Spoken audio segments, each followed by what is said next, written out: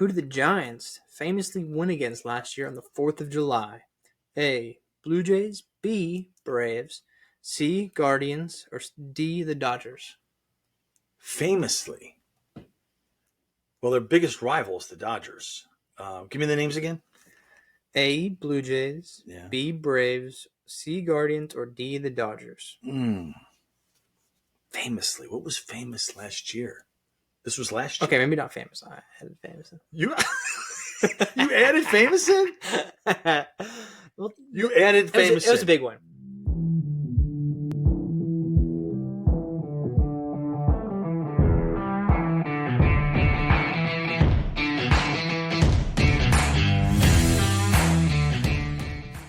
Welcome back to All Things Baseball Podcast, episode 34. We're your hosts, John and Johnny. And we've got a great episode today. We're going to be talking about the 4th of July bonanza. Yeah, 4th of July. So this podcast, we're going to talk about our memories of 4th of July and baseball, and just 4th of July. Yeah. And we're going to talk about, we're going to have a trivia contest. Yeah, we are. Are we? You look pretty serious there. Yeah. Before we do all that, it is serious. Yeah, make sure you like and subscribe. It helps the algorithm. Which you know all about. I don't know anything about the algorithm, but it helps it. And so like and subscribe. Our listeners have been great. We really appreciate you. So where do we start? I know you had a great outing on one of your 4th of Julys. When I was 11, 1976 bicentennial in Glen Rock, New Jersey. All-star game. Mm-hmm. In our summers up there, baseball started a little bit later than down in Alabama for you. So it was kind of our big all-star game was on the 4th of July. I struck out 6 batters in 2 innings. I got 2 for 2. We won the game. And at the end of the game, I was on the fireman that year. Ooh, okay. Got to ride the fire truck in the town parade. Did anybody else get to?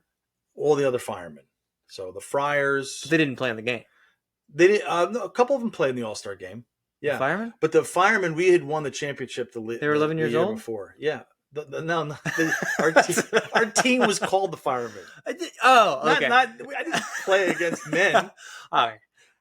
I like that though. I like where your head's at. So I could have been. I was good playing up. Okay. I was playing up. That's good. I like that one. Big memory for me, obviously, and for you playing.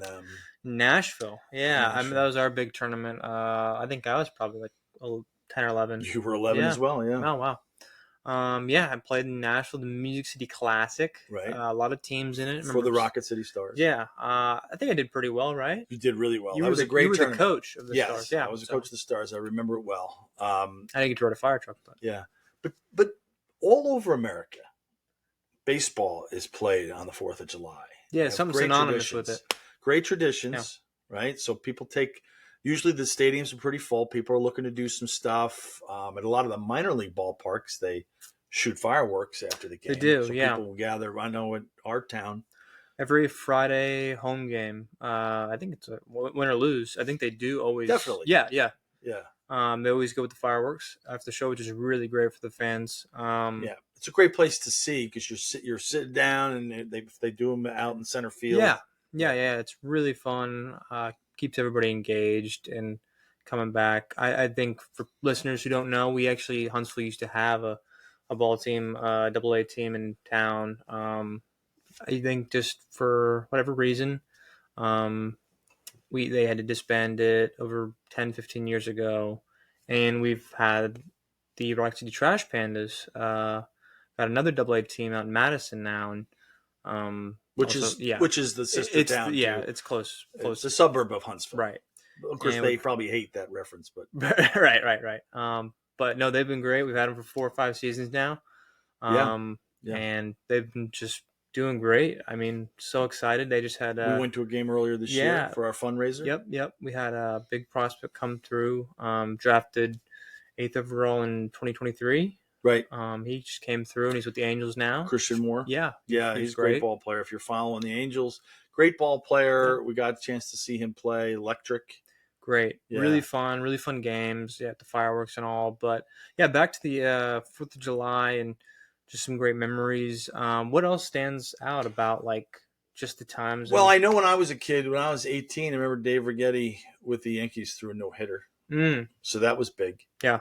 I just remember that. I think, again, if you're a baseball fan, baseball is played on the 4th of July, Mm-hmm. and usually it signifies the halfway mark, the All-Star game of the major leagues, which will be coming up July 13th, I think. Yeah, in about a little over a week. Yeah, a little over a week. So they'll have the home run derby. They'll have the All-Star game. The winner gets the home field advantage for the World Series, I think. So that's how it works? yeah. You just told me earlier the manager, and I never knew, the manager of the All-Star game is from the previous World Series. Yes. So Dave Roberts and Aaron And Boone will be the managers. How cool. So for those of you who are looking forward to the All-Star game, they'll be managing against each other, How cool. just like they did in the World Series last fall. And it's been mostly AL, the dominant division. Lately, yeah. Right. Definitely Yeah. the dominant. But a lot of great national league. A lot of great national. They're definitely, it's more even now. Yeah, it feels like it, right? Right. I've never been to an All-Star game. We almost went to an All-Star game this year, but we're opting for the Yankees. Yeah, Yankees Braves will be right after. That's where we'll be. They play a series at Truist in Atlanta, right after that All-Star break. Right. Where the All-Star game and home run derby is, which is pretty cool. By the way, I'm going to interject here for those, and this is for our viewers, your listeners. I'm sorry you can't see this, but if you've taken a couple of weeks off from the podcast, or even a month, which I know is probably improbable, right. Probably improbable. You probably have noticed that Johnny and I are huge. We've been working out.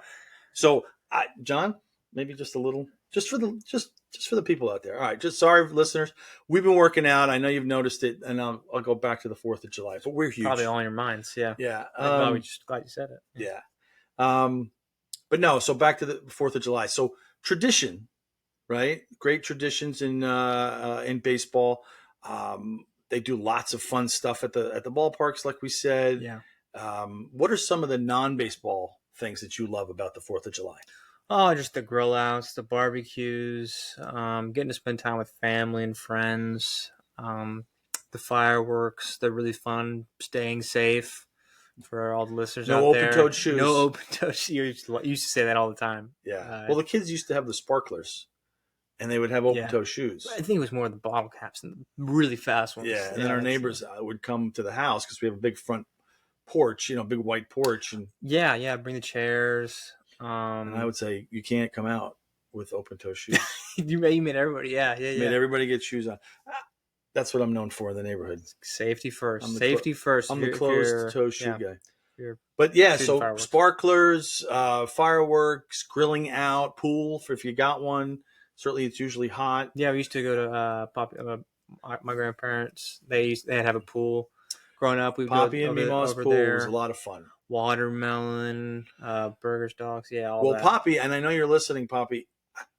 I can't even think of a 4th of July where we didn't have amazing amounts of good food. Like you're talking about, obviously hot dogs and hamburgers and chicken and ribs. Mm-hmm. And then, for you people who prefer more the sides, how many sides? Just tons. So many sides. Potato, macaroni and cheese, potato salad, all the green beans, corn on the cob. So these are the things that I think about. Definitely. I did that back in New Jersey. We do that in Huntsville, all over the country. So yeah. Just wanted to share that with you folks, because I know that as you're, getting ready for the 4th of July, or maybe you're in the middle of the 4th of July, or maybe you're watching this and listening to this after the 4th of July. Hopefully it's been a great time to get together, with family. Just the camaraderie, the fun. Yeah. And we have a showdown. Are you ready? Well, tell me a little bit about what is going to happen, winner. We're very competitive. Well, I'm going to win. You're going to win. No. But what happens? What does the loser have to do? So we decided 5 questions each. Whoever gets the most right wins, and the loser will have to buy the producer, Christina, and the winner ice cream at their choice of place and toppings and all the good. Go to Baskin Robbins a lot. Baskin Robbins, Cold Stone, yeah. Yeah. Baskin Robbins. Can you tell the listeners when I was coaching you and your sister and your friends what we used to do when they caught a pop up or did something? Oh yeah, yeah. Used to get $5 gift cards to Baskin Robbins. I wish it was $5. Is that a It shout out was to usually Baskin $2 or Robbins? $3. Can we But plug inflation, Baskin Robbins? we should get Yeah, them as a sponsor. that'd be great. Baskin Robbins, if you're listening, we used to do we could still do it. We could I still mean, do it. you still go for lessons. Yes, yeah. So Johnny gives baseball cards now to some of the kids. When we train or work with kids, we give baseball cards, and then we used to give a gift certificate, usually $2 or $3. If it was something special, certainly at $5. But it was always an incentive for the younger kids that maybe they were a little bored with baseball or softball. Yeah, maybe they needed a little push. And then if they caught a pop up, boy, they would. They would not forget. It was like, where's my gift certificate? It's coming up. And so that's a great tradition. But now on to the trivia showdown. We have a list of 5 questions. Would you like to go first and ask me, or would you like me to go first? Yeah, I'll go first. I'll ask you some. Are you ready? As ready as I'll ever be. All right. First question. In what year did the MLB first incorporate American flag patches onto uniforms for the 4th of July? Was it A, 1988, B, 1990, C, 2002, D, 2008? The first year the patches, give me the years again. I'm wondering if there's a particular year that would be more significant. Go ahead, give me the dates 1988, 1990, 2002, 2008. I'm going to go 2002 because that's the year after, 9/11. So 2002. That'd be correct. Oh, see, deductive reasoning. That's a great question, by the way. I love that question because it made you think. All right, go ahead. Number 2. Who did the Giants famously win against last year on the 4th of July? A, Blue Jays, B, Braves, C, Guardians, or D, the Dodgers? Famously. Well, their biggest rivals, the Dodgers. Give me the names again. A, Blue Jays, B, Braves, C, Guardians, or D, the Dodgers? Famously. What was famous last year? This was last year. Okay, maybe not famous. I added famous in. You added famous in? Well, you added famous in. It was a big one. Okay, I'm going to go Dodgers. It was the Braves. It was the Braves. Okay. The whole famous thing threw me off. But that's okay. No, it was a big one. It was close. It was a big one. Yeah. Okay, got it. All right. And 3. In what year did Derek Jeter score his first and only home run on the 4th of July? Derek Jeter right over there. Let me ask him, Derek. What year? So he hit a home run on the 4th of July. Yes. A, 1996, B, 1999, C, 2005, or D, 2008? Let's see.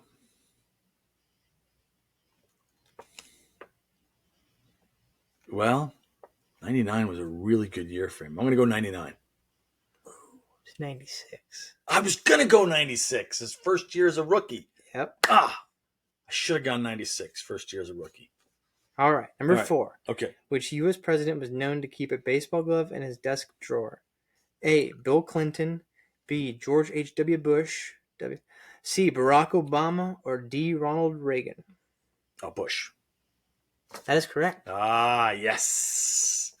He played first base for Yale. I think you told me that once. Yeah. Yes. Okay, cool. He played, I think he played with a major leaguer. I can't remember, but he was a pretty good fielding first baseman, no bat.